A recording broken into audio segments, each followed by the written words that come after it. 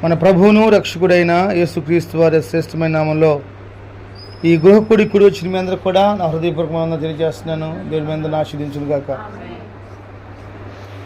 చాలా సంతోషం. బైబిల్ తెరిచి ఒక చిన్న వాక్యాన్ని మనం ధ్యానం చేసుకొని ప్రార్థన చేసుకుందాం.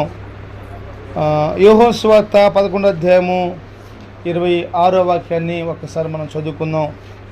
యోహాను సువార్త 11వ అధ్యాయము 26వ వాక్యాన్ని మనం చదువుకుందాం. బ్రతికి నా యందు విశ్వాసముంచు ప్రతి వాడును ఎప్పటికీ చనిపోడు. మహాపరిశుద్ధుడైన తండ్రి, నమ్మకస్తుడైన దేవా, మీకు వందనాలు. ఇదిగో ఈ గృహ కూడికలో మీరు మమ్మల్ని ఏర్పాటు చేసుకొని ఈ విధంగా నాయన అయ్యా ప్రార్థన చేసుకుంటూ సహాయం చేస్తున్నారు. మా హృదయాలకు అవసరమైన మాటలు మీరు మాట్లాడండి అయ్యా.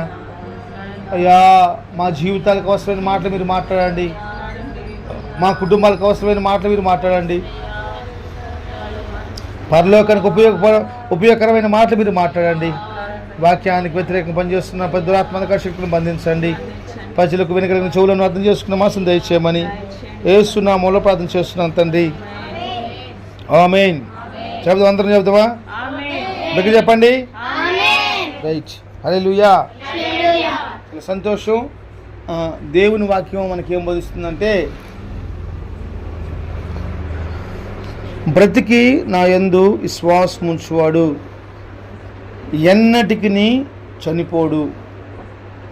చాలామంది బ్రతికి ఉన్నాము, మన ప్రకటనలో మనం చదువుతున్నప్పుడు మీరు బతికి ఉన్నారనే పేరు మాత్రం మీకు ఉంది, కానీ మీరు చచ్చిన వారే అని చెప్పేసి అని ప్రకటన గ్రంథము 3వ అధ్యాయంలో మనం చదువుతున్నాం. మీరు బతికిరన్న పేరే, కానీ చచ్చిన వారితో సమానం అంట. వారు చేసే పనులు చచ్చినవి, వారి క్రియలు చచ్చినవి, వారి విశ్వాసం చచ్చిన విశ్వాసం. వాళ్ళు దేని ప్రయత్నించినా కానీ జీవం లేని ప్రయత్నాలు చేస్తూ ఉంటారు వాళ్ళు. అందుకని ప్రభు యేసుక్రీస్తు వారు ఏం మాట్లాడుతుంటారంటే, బ్రతికి అంటే అర్థం ఏంటంటే, బ్రతికటం అంటే అర్థం ఏంటంటే మారు మనసు పొందటం, రక్షించబడటం, బాప్తిసం పొందుకోవటం.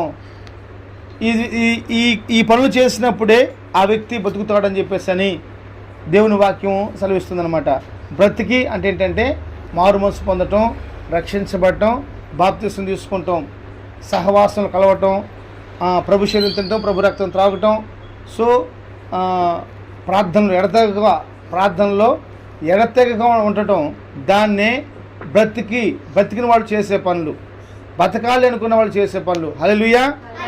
నాకు చూడండి, బతికిన వాళ్ళు చేసే పనులు, బతకాలి అనుకున్న వాళ్ళు చేసే పనులు ఏంటంటే మారు మనసు, రక్షణ భాగ్యము, బాప్తిస్మము, సంఘక్రమాలు, రొట్టె విరుచుట, ఎడతెగక ప్రార్థనలో కలుసుకుంటూ ఉండాలి. ఎడతెగకుండా ప్రార్థనలో కలుసుకుంటూ ఉండాలి. స్తోత్రం. దాన్నే బతికిన వాళ్ళు చేసే పనులు అంటారు అన్నమాట. ఈ బతికిన వాడు ఏం చేస్తాడంటే యేసు ప్రభువునందు విశ్వసించాలి. యేసు ప్రభువునందు విశ్వాసించడం అంటే ఏంటి? యేసు ప్రభువునందు విశ్వాసం ఉండటం అంటే యేసు ప్రభుతో శాశ్వత కాలం నేను జీవిస్తాను అన్న దృఢ నమ్మకం రావాలి. సింగమ్మ గారు అర్థమైందమ్మా? శాశ్వత కాలం ఏసైతే నేను బతుకుతాను, ఏసైతే ఉంటాను అన్న నమ్మకం మనకు కావాలి. దానికోసమే బ్రతికి నా యందు విశ్వాసం ఉంచాలని చెప్పేసి అని యేసు ప్రభువు చెబుతున్నాడు. ఒక వ్యక్తి బ్రతికి నా యందు విశ్వాసం ఉంచినట్లయితే వాడు ఎన్నటికీ చనిపోడు. బతికి యేసయ్య యందు విశ్వాసం ఉంచితే వాడు ఎన్నటికీ చనిపోడు అన్నమాట. సో క్రైస్తవుడికి ఉన్నటువంటి ఒకే ఒక నిరీక్షణ ఏంటంటే ఎప్పుడు జీవిస్తూనే ఉండాలి. నా దేవుడు, నేను ఆరాధిస్తున్న దేవుడు, మనం ఆరాధిస్తున్న దేవుడు ప్రభువైన యేసుక్రీస్తు వారు, ఆయన మరణాన్ని జయించిన దేవుడు. ప్రపంచాన్ని ఒడికిస్తుంది ఏంటంటే మరణం అన్నమాట. ఆ మరణం యొక్క ముళ్ళుని ప్రభు చేసేసాడు. మరణం యొక్క గుండిని చీల్చుకొని యేసు ప్రభు సమాధిలోంచి బయటకు వచ్చేసాడు.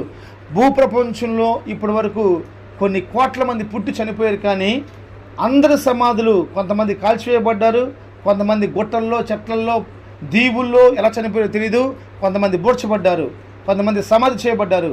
ఏది ఎలా జరిగినా కానీ యేసుక్రీస్తు ప్రభు యొక్క సమాధి మాత్రం నేటికి ఖాళీగానే ఉంది. నేటికి ఖాళీగానే ఉంది. ఈరోజు రోడ్డు లెవెల్ నుంచి చేసేసి 30 అడుగుల లోతులు కిందకి వెళ్ళిపోయింది అనమాట. ఎందుకంటే రోడ్లు పోసుకుంటూ 30 అడుగులు ఎత్తు వచ్చేసింది రోడ్డు. కానీ ఆ సమాధి మాత్రం అంతే, ఆ రోడ్డు మీద చూస్తున్నా కానీ క్లియర్ కనపడుతూనే ఉంటుంది. ఖాళీ సమాధి, మరణాన్ని జయించిన వాని సమాధి. ప్రైజ్ ది లార్డ్, హల్లెలూయా. ఇప్పుడు మనం ఏం చేయాలంటే, మనం బ్రతికేము, మారు మనసు పొంది రక్షించబడి బాప్తిసం తీసుకొని మనం బ్రతికేము. బ్రతికిన మనము ఆయన యందు విశ్వసించాలన్నమాట.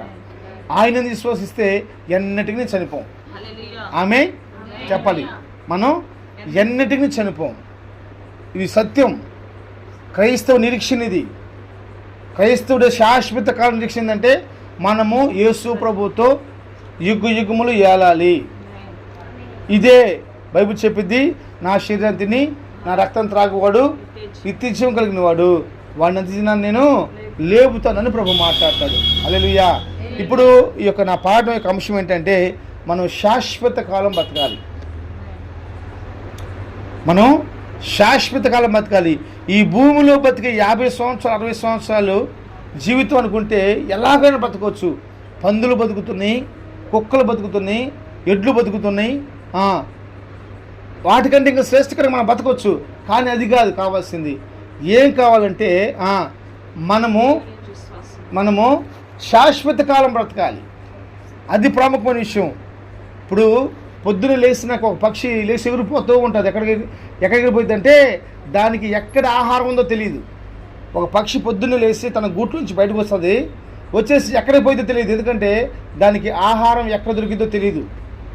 కానీ ఎక్కడైనా సరే కష్టపడి ఆహారం తీసుకుని చేసేసి తను తింటూ తన బిడ్డలకు పోషిస్తూ ఉంటుంది. పక్షికున్న జ్ఞానం అది. అయితే దాని ఆశ ఏంటంటే శాశ్వత కాలం బతకాలని కాదు. మీరు పక్షుల కంటే శ్రేష్ఠులు కాదని ప్రభు అంటాడు.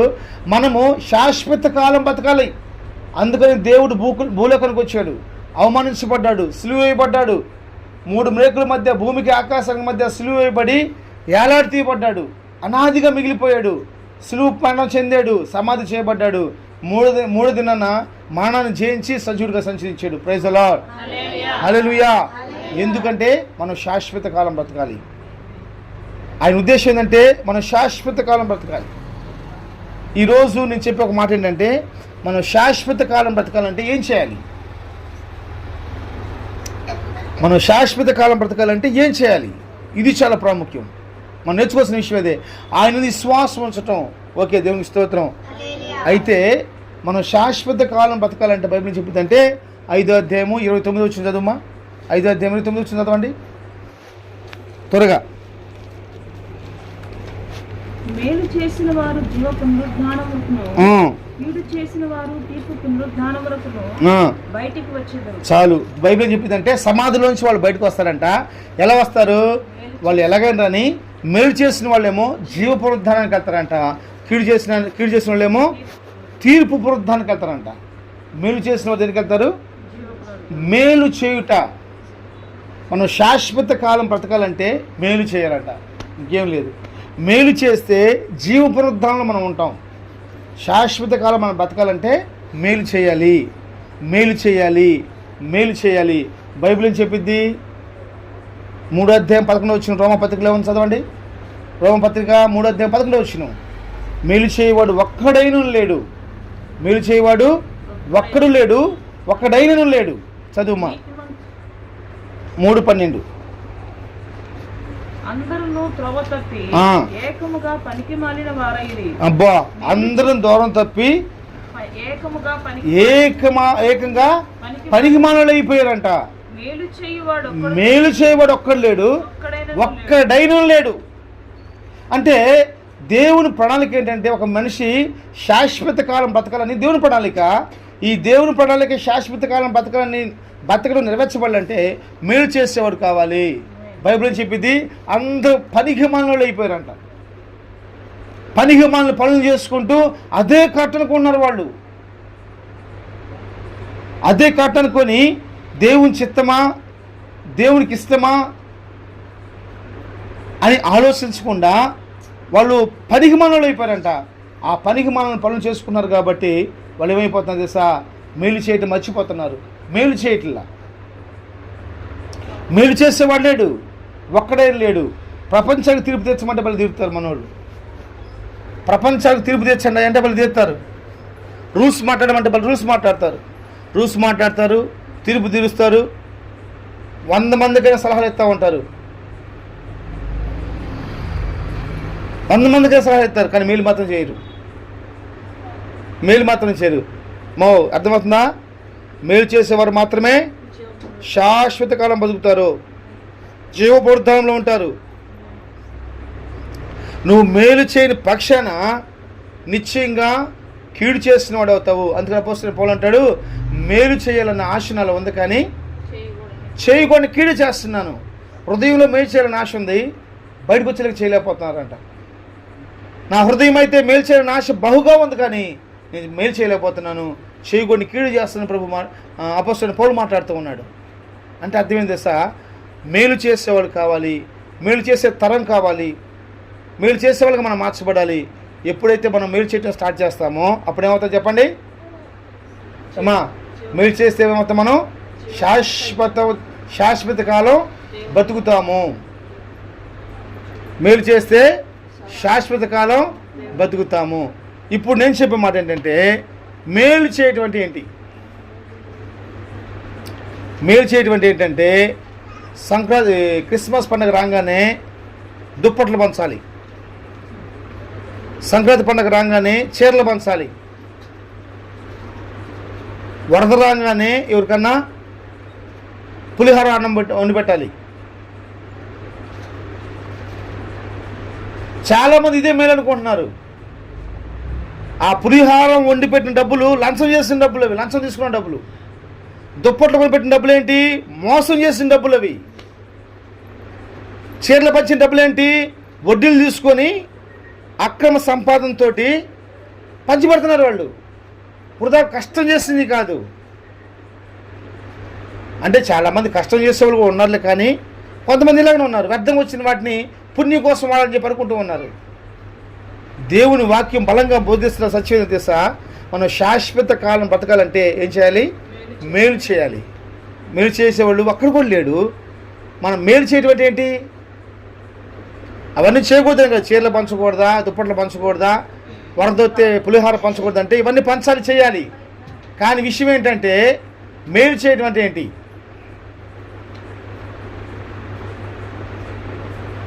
ద్వితీయోపదేశకాండం 30వ అధ్యాయము 10వ వచనం చదవండి.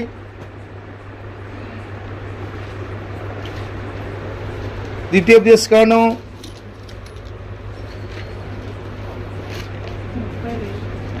30వ అధ్యాయము 10వ వచనం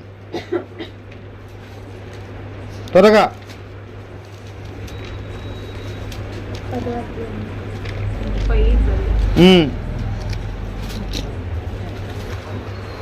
చదవండి అన్న. 30వ అధ్యాయం 10వ వచనం చదవండి. మరియు నీ దేవుడైన యెహోవా నీ చేతి పనులన్నిటి విషయములోను, నీ గర్భఫల విషయములోను, నీ పశువుల విషయములోను, నీ భూమి పంట విషయములోను నీకు మేలు కలుగునట్లు నిన్ను వర్ధిల్లింపచేయును. ఈ ధర్మశాస్త్ర గ్రంథమందు రాయబడిన ఆయన ఆజ్ఞలను కట్టడలను నీవు గైకొని నీ దేవుడైన యెహోవా మాట విని నీ పూర్ణ హృదయముతోను జాగ్రత్తగా వినాలి. మళ్ళీ చదువు ఒకసారి. నీ పూర్ణ హృదయముతో కష్టకాలం చదువు. మరియు నీ దేవుడైన యెహోవా నీ చేతి పనులన్నిటిలోను, నీ గర్భఫల విషయంలోను, పశువుల విషయంలోను, భూమి పంట విషయంలోను నీకు మేలు కలుగునట్లు నిన్ను వర్ధిల్ల చేయును. ఈ ధర్మశాస్త్ర గ్రంథమందు రాయబడిన ఆయన ఆజ్ఞలను కట్టడలను నీవు గైకొని నీవు నీ దేవుడైన యెహోవా మాట విని నీ పూర్ణ హృదయముతోను నీ పూర్ణ ఆత్మతోను నీవు నీ దేవుడైన యెహోవా వైపు మళ్ళాలి. అంటే అర్థం ఏంటంటే, మేలు చేయటం అంటే ఏంటంటే గొప్ప విషయం కాదు. మేలు చేయటం అనగా ప్రాముఖ్యమైనది ఏంటంటే సహాయం చేయటం. ఓకే కాదంటే నేను దానికంటే ప్రాముఖ్యమైనది ఏంటంటే యెహోవా వైపు మళ్ళాలి, యెహోవాని ఆశ్రయించాలి, యేసయ్య మాట వినాలి, దేవుడి మాట వినాలి, దేవుడి మాట కోసం ప్రయాసపడాలి. మేలు చేయటం అంటే ఏంటంటే దేవుని మాట వినాలి, దేవుణ్ణి ఆశ్రయించాలి. అందుకే 118 కీర్తన 8 వచనంలో ఏం రాస్తుంటే చూడండి ఒకసారి.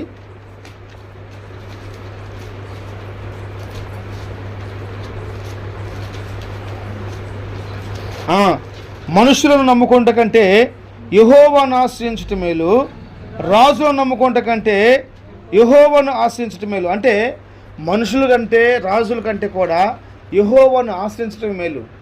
మనం మేలు చేసేది ఏందో తెలుసా?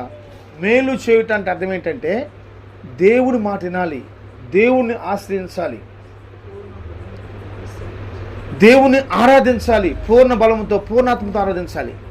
అప్పుడు మనం మేలు చేసిన వారిగా మార్చబడతాం, మనకు మనమే మేలు చేసుకుంటాం. దాన్ని బట్టి మనం శాశ్వత కాలం బ్రతుకుతాం, మనం శాశ్వత కాలం బ్రతుకుతాం. మనం రుచి చూడని వారిగా మార్చబడతాం, మనకు ఒక ధైర్యం వస్తూ ఉంటుంది. సామెతలు రాస్తుంటే మాట ఏం తెలుసా? నీతిమంతుడు బహుధైర్యంగా ఉంటాడంట. Praise the Lord. నీతిమంతుడు బహుధైర్యంగా ఉంటాడంట, బహుధైర్యంగా ఉంటాడంట.